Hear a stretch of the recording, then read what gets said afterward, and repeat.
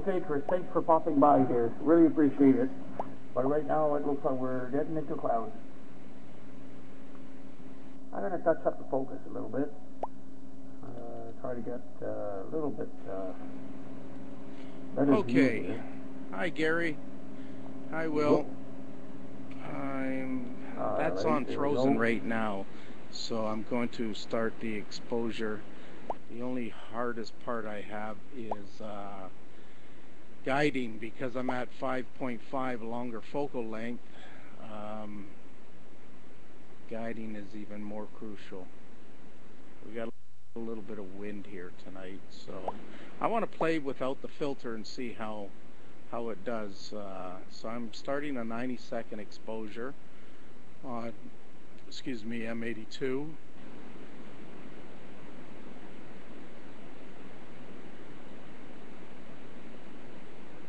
Okay, that went crazy because that was frozen, so I'll turn that off for now.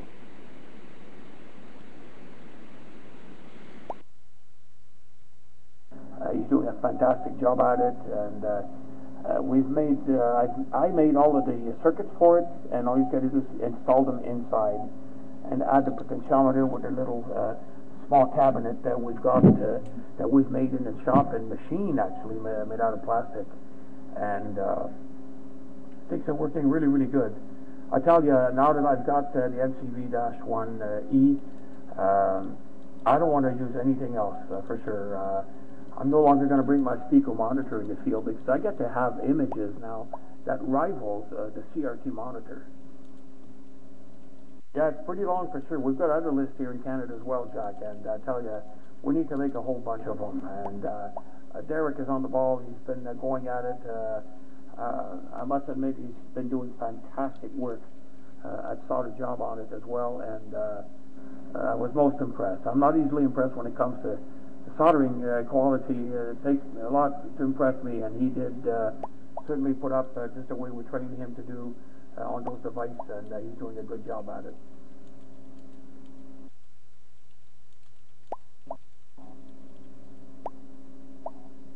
Good evening, Dwayne.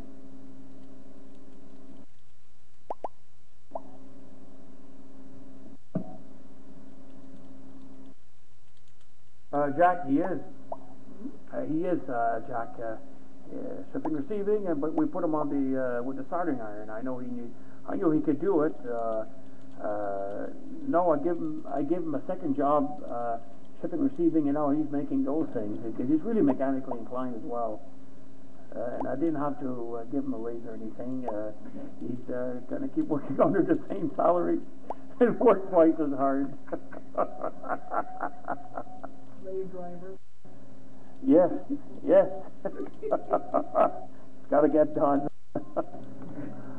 But he enjoys making that too, so sounds like a government job. No, that's not me. That's Michael behind me. He works for the government.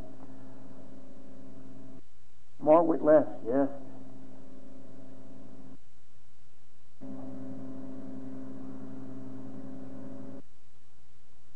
Again, of the 9 1/4, there's no diagonal used. I just took off the MFR5 front section, so there is no MFR5. Definitely looks bigger, but you can see the guiding, the wind. If the wind hits, it's gonna, I definitely have to be under 1 pixel error to get perfect stars. So far it's guiding not too bad, and we'll see how it goes.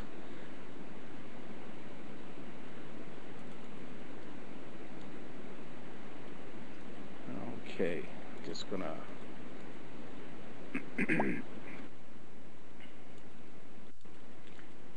check my settings here. Okay, contrast is at max, hues at 66, saturation's 52. Excuse me. Oh, hi Jack, how are you? I am definitely using manual. I prefer the manual white balance so far. I'll show you 3 is blue, 1 is red. The red, if I put red up, you can see the light pollution. So I put the red to 1, 3 to blue. Now AWC, I'll do that and hit set. Okay, that's AWC. to ATW. Now I can lower the saturation, and let's see. I think there's a little bit more red in the background on AWC or ATW, so I prefer manual and just increase the saturation a little bit to about 52, right about there. Okay, that sounds good, Jack. Rock says he's getting some clouds in. I wanted to concentrate on my broadcast, so I just said goodbye to him, and hopefully his clouds will clear up a bit. But we're at 90 seconds. Now it is a slower focal ratio. We're at roughly 5.5. You can see the image scale is quite a bit bigger, quite a bit larger. You can see though the field of view is flatter even more than last night because of the spacing. If I put the brightness up a bit, it's pretty flat all around.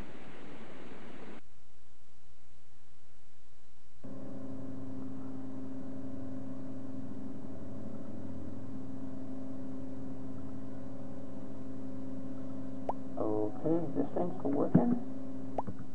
There it is. Okay, cool. As we're switching from compressed view to as captured, and it doesn't change.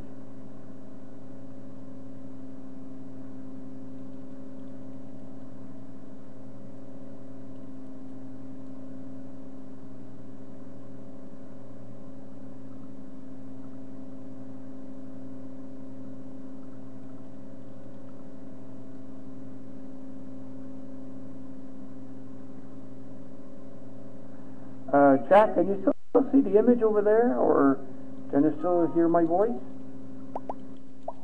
Okay, sounds good, good. I think I hit the wrong button here, actually.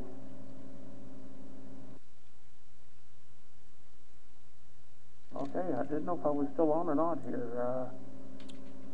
I'm toggling between the views on the viewer here, on NSN from captured and compressed. Okay, thanks a lot, Jack, for letting me know. Because I switched from compressed to as captured, and there's no changes at all on it as my internet started to increase the bandwidth or whatever the case is.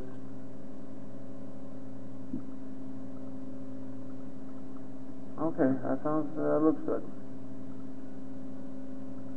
All right, we're going to try with the zoom again. Looks like clouds went away, so now we've got pretty decent view. Yeah, it is. Yeah, it's clearer now for sure. I only wish I could freeze it on a.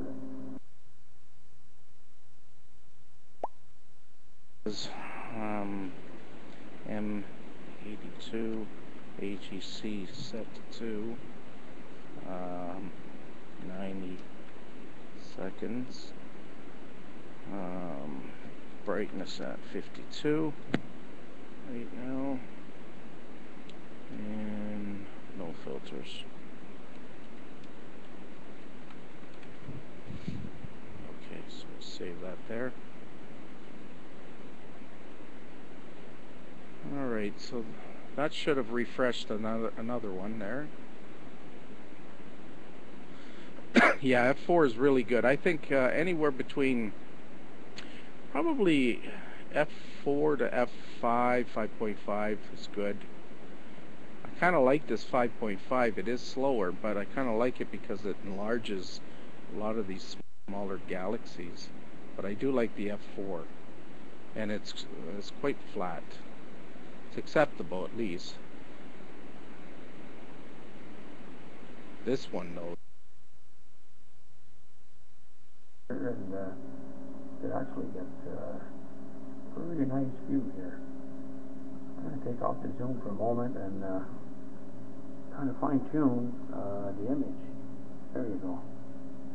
This is the adjustment at full maximum value, and this is about mid value, and this is the lowest value. We start to lose the sync. So if we go down too low, as you can see, we just lost signal. That means the the electronic sync inside of the capture device got disrupted. It got shifted. As you can see, the image is rolling and it's too low, and we get a blue screen, so we lost signal. So going too low is not good, and going too high is not too good, but wow, this is nice actually. Look at the amount of detail we're getting. This is just by adjusting the potentiometer here on the NCV1.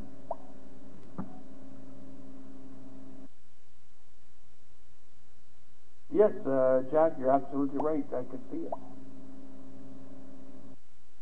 Yes, they are. Well, I've never seen polar caps like that before. Not live, or not through, not even an eyepiece. As a visual observer, I always had a hard time with Mars, and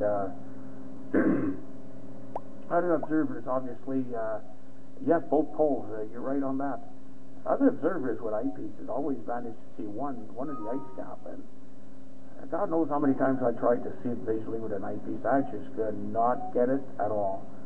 That's one of those things. Either I got the vision for it or I don't. And obviously for Planet I didn't have it. And just glad I got the camera now, because I get to see both of the ice cap. And to top it off in color, and to top it off sitting down on my backside in front of the computer. It doesn't get any better than this.